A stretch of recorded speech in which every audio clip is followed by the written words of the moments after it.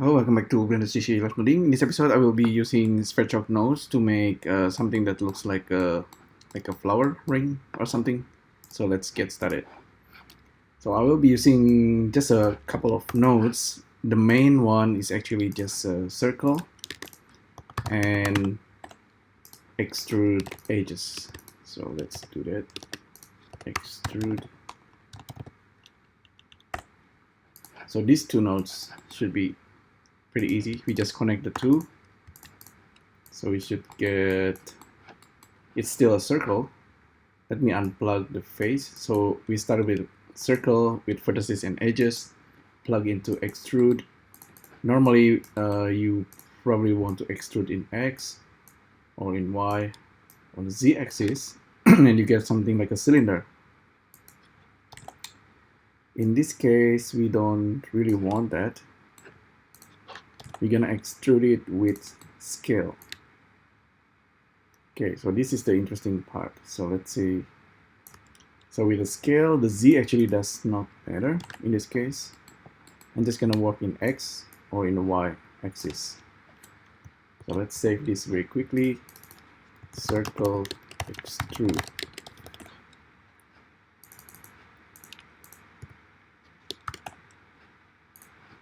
So if we use a vector in here and we play with this X and Y value, let's try random number. So this is the same same value coming in for X and Y. We can have random. Okay, so let me quickly check. So you can randomize the seed, you can use uniform, you can also use noise. The interesting part, of course, you can see the circle still remains a circle, and this is the extrusion. So anytime here we can use the scale, and this is also another interesting node setup. You can multiply this guy with another random. So you can have two random as long the number of points is the same as the circle should be okay. So let's do that. Let's set it up that way. So these become like a kind of like a ring node, except that we have control. We have a little bit of control over the extrusions. One of them, however, is dependent on the other one. So this should plug into there. So yeah, this is what I'm trying to show you. So one of them is random extrusion. The other one is also random, but it's randomizing the circle. So this is pretty much it. So let's see, instead of using random here, what if we use range number or number range, and we're gonna count the number of points. What if we plug this in there?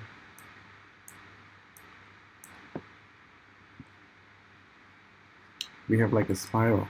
So this is also pretty interesting. And what if with this number range we plug in into oscillator? So this number is gonna oscillate, and with oscillator we get, normally we get like a flower. So flower-like pattern. We need to be careful with the extrusion because the resulting mesh might be flipped in the normal. See, it's flipped. So we might want to offset it or something. Let's output a real object so we can see the blue and the red. So whether it's flip or not, we can offset. we can offset the extrusion. This is, however, is an interesting pattern. I like it. So we can change the period. So we really can get like a very interesting result this way.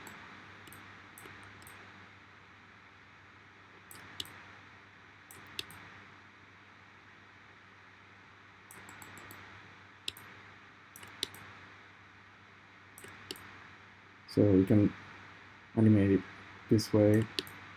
So offset. So it becomes like a really like a flower.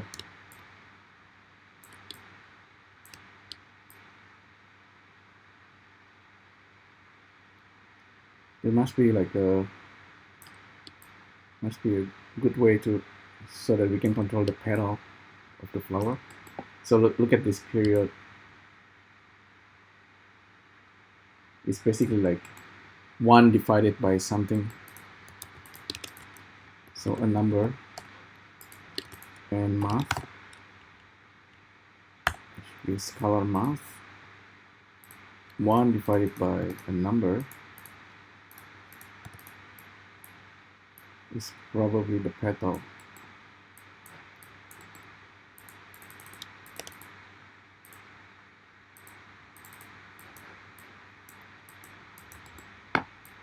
Yeah, something like that. More or less, it's gonna work like that. So you can also, instead of using sine wave, you can use square, so triangle, custom. Okay, with custom, you can have your own wave, and the wave can be something that's coming from noise. So it gets pretty interesting, pretty crazy. Back to noise. This can come from the circle itself.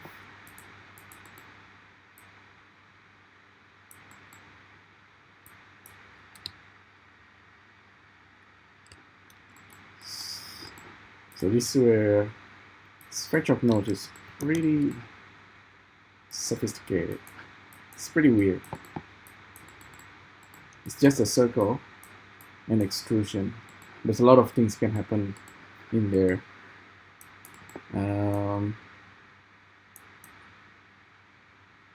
Yeah, that's pretty much it. Actually, if you want to randomize this, you can create monad. Probably not gonna do that.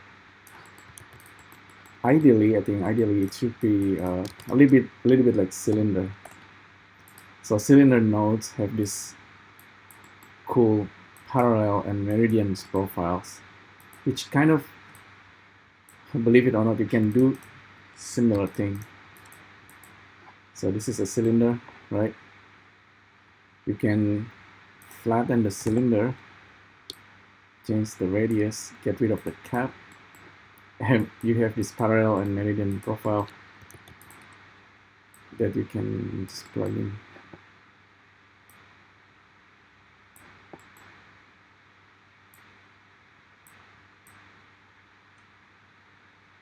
So this is another way to take advantage of this the node.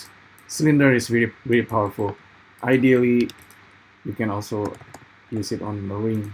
Ring doesn't have parallel and meridians, but you can separate it if you like. But I think cylinder is really powerful. There we go. That's a interesting way, I guess, to think about components of circle and how it can become a cylinder or like a flower petal. I've done this a couple of times. Every time I do this, it gets a little bit more complex, interesting.